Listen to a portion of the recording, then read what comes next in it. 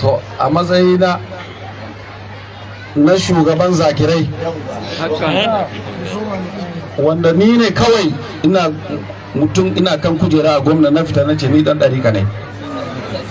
kuma ni zakiru ne kuma ubanmu babana Shehu Dan Rubuci ya yi mini rawani ya naɗa ne akan shugaban zakirai na Najeriya. Na ce masa baba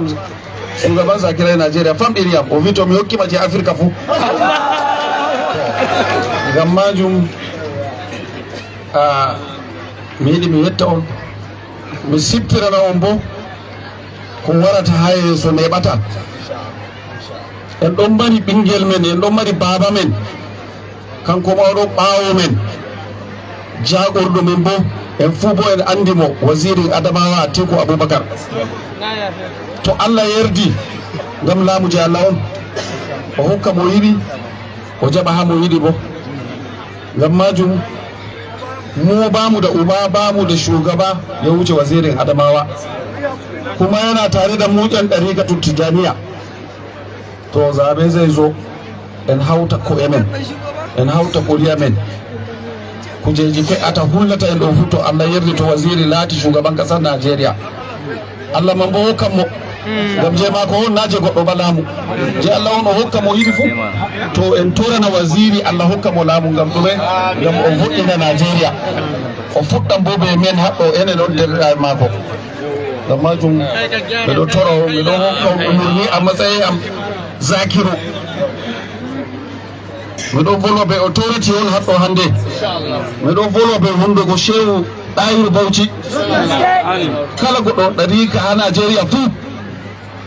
yimɓe jarida on hosa social media min Senator Bindo Sardauna Modu miɗo tora o miɗo hokka umurni on waɗa wasirin Adamawa diga zaɓe mamma waɗi ko mo shiga guriya mako yana wakkati wara ngam ɗume kanjum on hisnata en laari en andi bo ko doggata fu hande talaka fota ya rema to a remi bo a andi ko a wontini remi bo wamma a gila dara ngam en andi bo ko doggata ɓe mbara oɗo haɗɗo ɓe waɗani oɗon kam min kam ni en waɗi mawludi on amma bo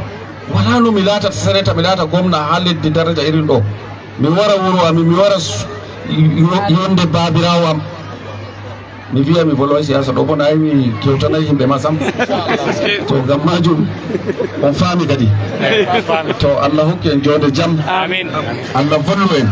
Allah hawta ko emin gabaki ɗaya mi yetti on Shehu Khalil mi yettima na gode maka Allah ubangiji ya ƙara maka daraja Allah ubangiji ya baka albarkan iyayenka